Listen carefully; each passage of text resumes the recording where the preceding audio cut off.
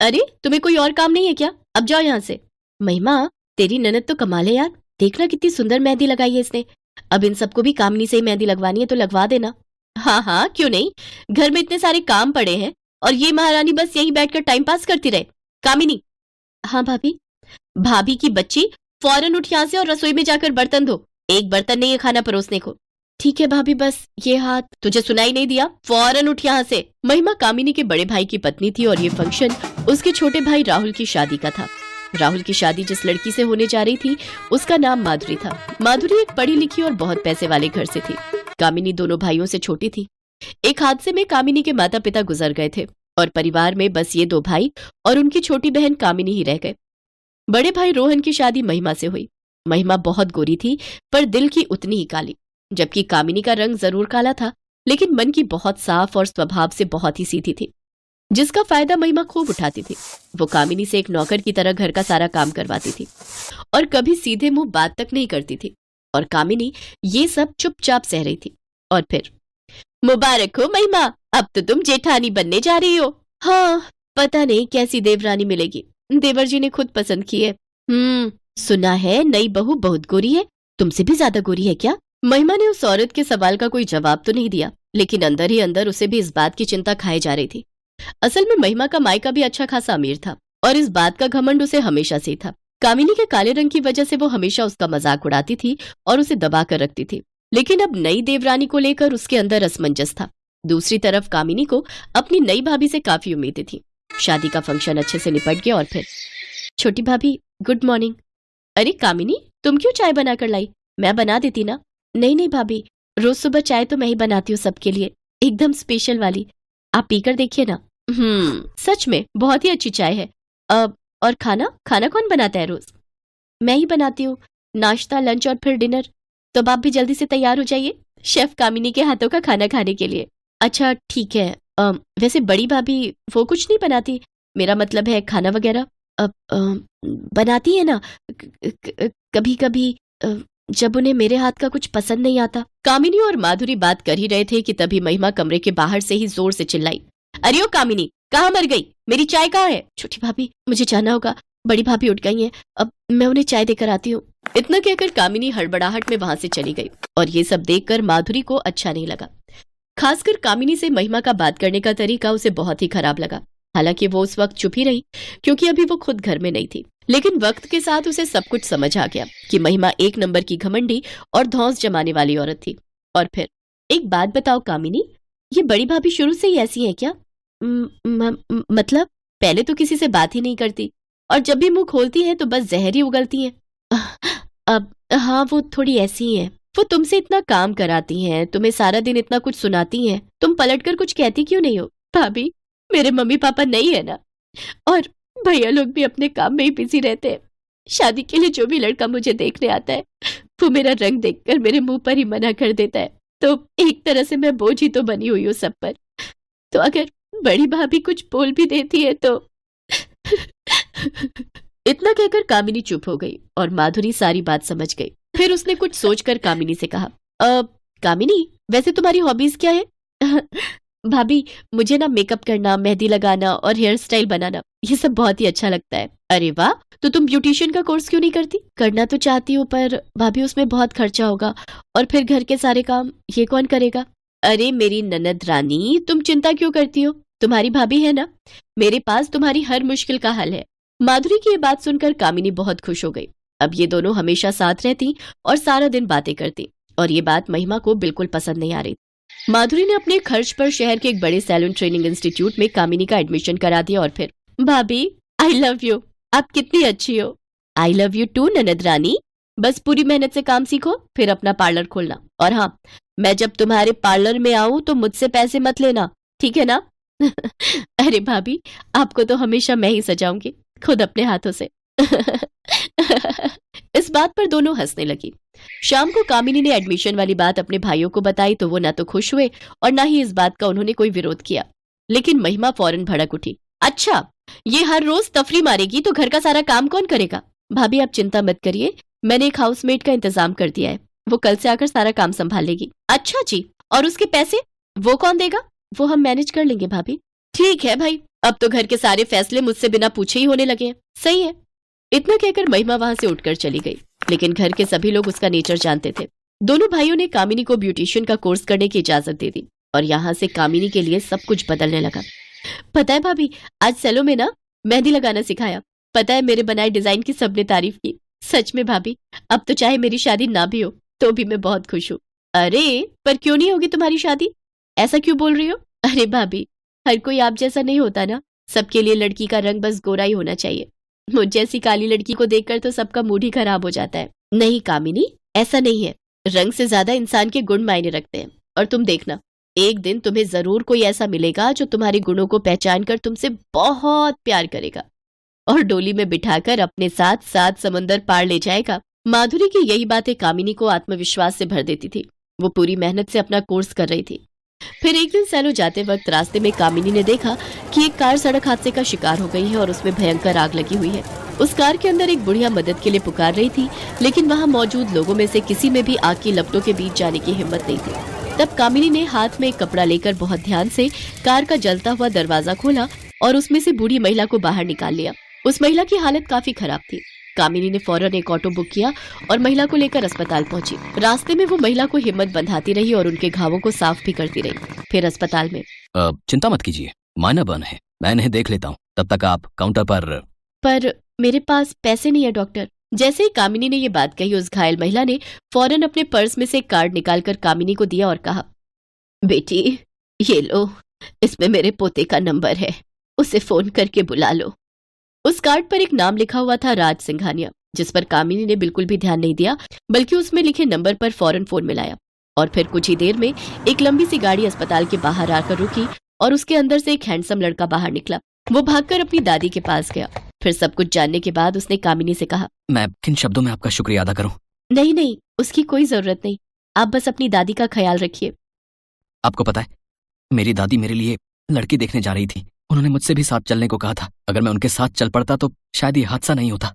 अरे हाँ, अब वो लड़की तो मैं देख नहीं पाई, लेकिन बेटा ये गुड़िया मुझे बहुत अच्छी लगी। अब तेरा क्या ख्याल है? हैं बेटा, ये बिल्कुल वैसी ही है जैसी तुझे चाहिए, सीधी साधी लेकिन बहुत ही गुणी और समझदार।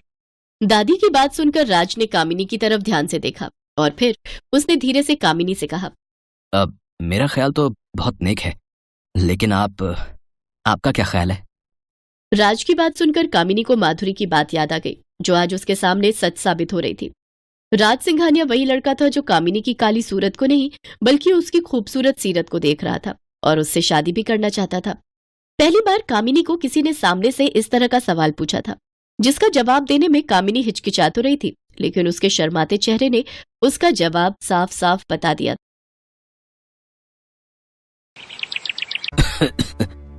विष्णु, मेरे पास आओ बेटा। जी बाबूजी, मैं यहीं पर हूँ आपके पास। एक दिन तो सबको जाना है, मेरा भी वक्त आ गया है। लक्ष्मी, तुम भी मेरे पास आकर बैठो बेटी। अब सुंदर कहाँ है? भैया रास्ते में है बाबूजी, बस पहुंचते ही होंगे। वो भी आ जाता तो ठीक रहता। तुम सबको एक जरूरी बात बतानी थी, कहीं उसके आने से पहले मेरे प्राण न निकल जाएं। ऐसा न कहिए पिताजी, आपको कुछ नहीं होगा। भैया भाभी बस आते ही होंगे। आएंगे, जरूर आएंगे वो, पर मेरे चले जाने के बाद और आते ही अपना हिस्सा मांगेंगे। अच्छे से जानता हूँ उन दोनों को। तुम दोनों बहुत भोले हो और वो दोनों एक नंबर के चालाक।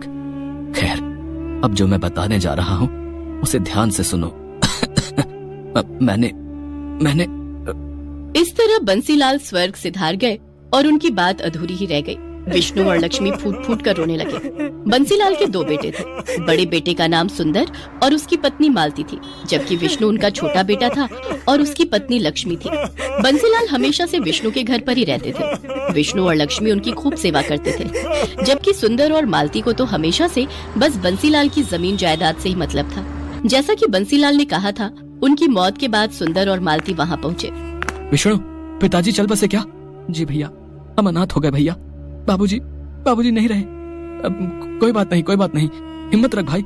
अच्छा ये बता, पिताजी ने जाते हुए कुछ कहा क्या? नहीं तो मतलब, अरे वही अपनी जमीन या खेत के बारे में कुछ? नहीं भैया, इस बारे में तो कुछ नहीं कहा। हाँ तो ठीक है ना, आप दो ही भाई तो हो, आधी आधी बांट लो जमीन। भाभी, अभी अभी पिताजी का देहांत हुआ है, ये सब बातें बाद में भी तो हो सकती हैं। हाँ हाँ, तो मैं कौन सा बिल्कुल अभी कागज पत्तर मांग रही हूँ। सुंदर और मालती एक नंबर के लालची थे। सुंदर बहुत पहले ही पैसे कमाने के चक्कर में शहर चला गया था और शहर में रहकर उसने अच्छा खासा पैसा भी कमा लिया था, जबकि विष्णु सिर्फ इसलिए गांव में रहा ताकि वो अपने पिता की देखभाल कर सके और खेती बाड़ी संभाल सके। इस तरह से सुंदर के मुकाबले विष्णु हमेशा से ही गरीब ही रहा। लेकिन इस बात का न तो विष्णु को कोई अफसोस था और न ही उसकी पत्नी लक्ष्मी को। दोनों ने मिलकर बंसीलाल का बहुत अच्छे से ख्याल रखा और उन्हें कभी कोई कमी नहीं होने दी। जबकि अमीर होने के बावजूद सुंदर और उसकी पत्नी मालती एक नंबर के कंजूस और लालची थे। उन्होंने जीते जी तो कभी बंसीलाल की सुध नहीं ली, लेकिन अब उनके देहांत के बाद अपना हिस्सा मांगने जरूर पहुंच गए थे। विष्णु, अब तो सारे काम निपट गए हैं और मेरी छुट्टी भी खत्म होने वाली है। तो आओ अब जरा बंटवारा कर लेते हैं। भैया, बंटवारा करना जरूरी है क्या? और नहीं तो क्या विष्णु भैया, आप तो रहते हो गांव में, अपनी जमीन की देखरेख कर ही लोगे, पर हम शहर से कहाँ आते रहेंगे बार बार, इतना टाइम थोड़ी ही होता है हमारे पास। अब बंटवारा हो जाए तो हम अपने हिस्से की जमीन बेचकर निश्चिंत हो जाए और फिर चले जाए वापस। भाभी, तो क्या गांव से कोई नाता नहीं रखोगी अब यहाँ गांव में है ही क्या लक्ष्मी, पहले पिताजी थे तो फिर भी आना जाना हो जाता था, अब क्या ही करना है यहाँ आकर। मालती और सुंदर ने जिद ठान ली थी कि बंटवारा तो होकर रहेगा। और फिर बंटवारे से ठीक एक दिन पहले, सुनो जी। हाँ बताओ। मेरे पास एक कमाल का आइडिया है। अगर हम कुछ ऐसा करें कि विष्णु अपनी जमीन भी हमें बेच दे तो कैसा रहेगा? पर वो अपने हिस्से की जमीन हमें क्यों बेचेगा? और हम क्या करेंगे इतनी सारी जमीन का भाई? हम क्या करेंगे मतलब? अरे सारी जमीन बेच बाच कर शहर में बढ़िया घर और चमचमाती गाड़ी लेंगे और क्या। पर ऐसा होगा कैसे भाई? मालती ने सुंदर को अपने दिमाग की सारी खुराफात बता दी। फिर अगले दिन सुंदर सुबह विष्णु से बोला, विष्णु, क्या कर रहे हो? खेत जा रहा हूँ भैया, बीज बोने हैं। अच्छा, तो तुम मेरे साथ तहसील नहीं चलोगे क्या? तहसील? वहाँ क्यों जाना है भैया? अरे वो पिताजी का मृत्यु प्रमाण पत्र लेकर जमीन अपने नाम ट्रांसफर करवानी पड़ेगी ना। ओहो, भैया आप ही देख लो ना ये सब, मुझे वैसे इन सब के बारे में क्या पता। चलो ठीक है, मैं अपने हिसाब से देख लूंगा। भोला भाला विष्णु सुंदर पर बहुत भरोसा करता था, आखिर दोनों सगे भाई थे। उधर मालती और सुंदर तो यही चाहते थे कि विष्णु उनके साथ ना जाए। मालती और विष्णु उस दिन तहसील के बहाने सारा दिन घूमते रहे और फिर शाम को अपने प्लान के मुताबिक वो घर में दाखिल हुए। अरे भैया भाभी, आ गए आप लोग? थक गए होंगे ना, पूरा दिन लग गया आज तो। अरे पूछो मत, पूरा दिन धूप में परेशान हो गए। और हासिल क्या हुआ? ढेला ढेला ही मिलेगा ना, पिताजी ने हमारे लिए कुछ नहीं छोड़ा। कुछ नहीं छोड़ा? मतलब पिताजी हमारे लिए इतनी सारी जमीन छोड़ तो गए है ना? अरे ये जमीन हमारी नहीं है लक्ष्मी, पिताजी ने बैंक से लोन लिया था ना 2 लाख रुपए का, जो उन्होंने चुकाया नहीं, और बैंक ने अब जमीन पर केस लगा दिया है। तब तक उनको पैसा नहीं मिलेगा। जमीन हमारी तो क्या, किसी का भी नाम नहीं हो पाएगी। पर भैया, पिताजी ने तो इस बारे में कभी कुछ नहीं बताया। अरे कैसे बताते? अगर वो बता देते कि जमीन गिरवी रखी है तो हम नाराज नहीं हो जाते? खुद तो चले गए और हमें भिखारी बना गए।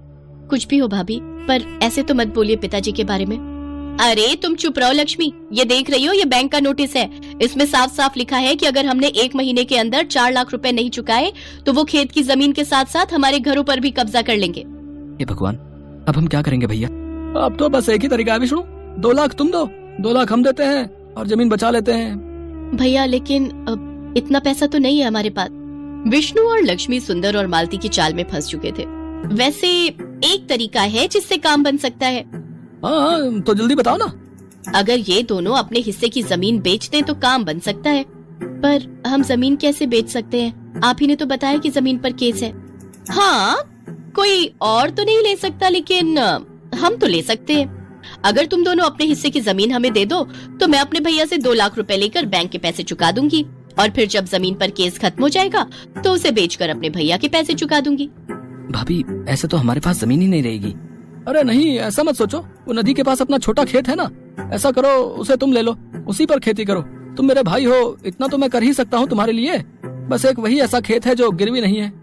मालती और सुंदर ने बहुत गहरी चाल चली थी। उधर विष्णु और लक्ष्मी सोच रहे थे कि उनके भैया भाभी ने उनका घर बिकने से बचा लिया है। फिर वैसा ही हुआ जैसा तय हुआ था। लक्ष्मी और विष्णु ने अपने हिस्से की जमीन मालती के नाम कर दी और खुद नदी के पास वाले खेत में खेती करने लगे। फिर कई दिन बीत गए। मालती और सुंदर सारी जमीन मिलने से खुश थे, तो विष्णु और लक्ष्मी भी अपना घर बच जाने की बात से संतुष्ट थे। लेकिन वो कहते हैं ना कि जो जैसा बोता है वैसा ही काटता है। एक दिन सुबह सुबह नदी के पास वाले खेत में। लक्ष्मी, लक्ष्मी, जल्दी इधर आओ। क्या हुआ जी? ये देखो, खेत में जुताई करते हुए मुझे क्या मिला। जुताई में विष्णु को एक लोहे का बक्सा मिला था जिसमें ढेर सारे सोने के सिक्के भरे हुए थे। तो वहीं दूसरी तरफ ठीक उसी वक्त शहर में मालती के घर की घंटी बजी। ये घर सुंदर का है? जी हाँ, आप कौन? हम लक्ष्मी सागर बैंक से आए हैं। आपके पिता बंसीलाल ने 4 लाख रुपए का लोन लिया था हमसे, और उन्होंने उसकी सिर्फ 3-4 किश्तें ही चुकाई हैं। हम गांव में आपकी खेती की सारी जमीन अपने कब्जे में ले चुके हैं और उसकी नीलामी करेंगे। अगर आप चाहते हैं कि हम ऐसा ना करें तो आपको सूद समेत कुल 9 लाख रुपए भरने पड़ेंगे, वो भी 3 महीनों के अंदर। सुंदर आए तो उन्हें ये बात बता देना। मालती को समझ नहीं आ रहा था कि आखिर ये सब क्या हुआ और कैसे हो गया, लेकिन सच तो यही था कि अब जाकर हुआ था असल मायने में बंटवारा। जिसने जो बोया था वही उसे मिल रहा था।